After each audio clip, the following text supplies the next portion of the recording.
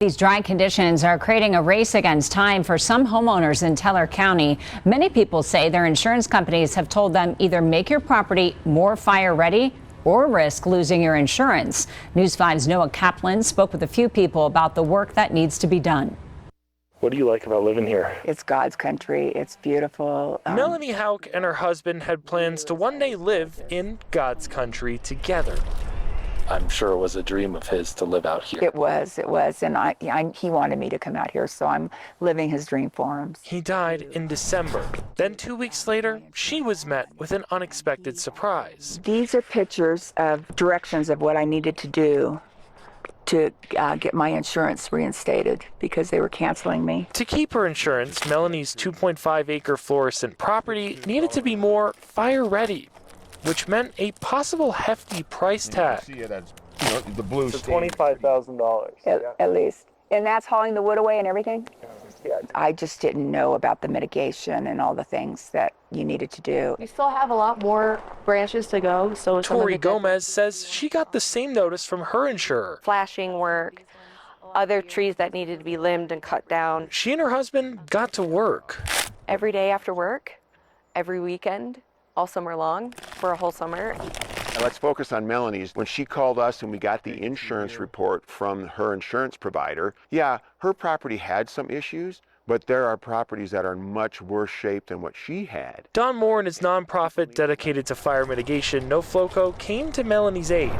He says most of his calls now come from homeowners like her and Tori. I would say 60 to 65% of our calls that we're getting now are because of insurance-related issues. His approach, he says, is to work from your home outwards to protect you and neighbors. Making sure you don't have needles in your gutters, don't have pine mulch around the foundation of your house. All three say people move here to live in the forest. So the idea of getting rid of a tree on your property may be emotionally hard for a lot of people. But if that tree is dead or close to your home, getting rid of it may end up saving you. In Woodland Park, Noah Kaplan, News 5. In Colorado, contrary to what you might expect, wildfire risk is not the biggest cost driver of home insurance rates. As senior reporter Brett Forrest shows us, hail risk makes up the bulk of our premiums.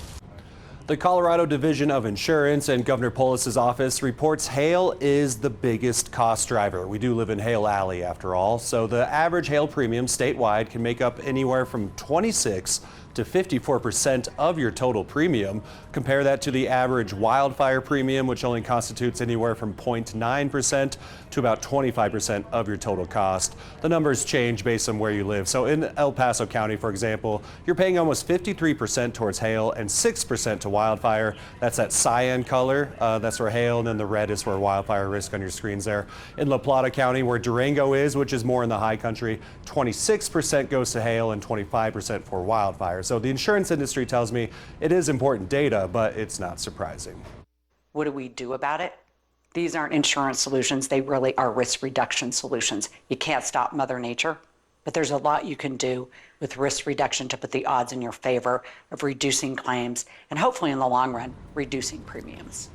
So that same data shows that homeowners who do hail mitigation can save much more money through their insurance carriers than doing wildfire mitigation. In El Paso County, for example, if you do hail mitigation like a fortified roof, you could save almost $400 a year, while wildfire mitigation might only give you a discount of about $17. I'm Brett Forrest, News 5.